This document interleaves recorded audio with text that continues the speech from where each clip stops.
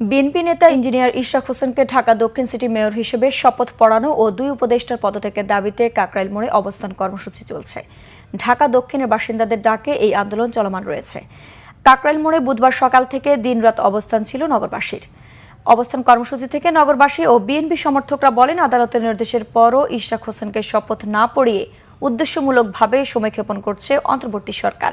এর দায় স্থানীয় সরকার মন্ত্রণালয়ের উপদেষ্টা আসিফ মাহমুদ সজীব ভুঁইয়ার বলেও মনে করেন তারা। অবস্থান কর্মসূচি থেকে তার পদত্যাগ দাবি করেছেন ঢাকাবাসী।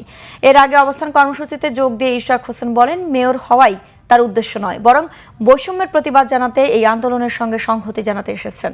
উপদেষ্টা আসিফ মাহমুদ সজীব ভুঁইয়া ও তথ্য উপদেষ্টা মাহফুজ আলমের পদত্যাগের দাবি জানান তিনি। ঢাকা দক্ষিণের মেয়রের দায়িত্ব ইশরাক হোসেনকে বুঝিয়ে দিতে টানা 8ম দিনের মতো চলছে নগরবাসীর আন্দোলন।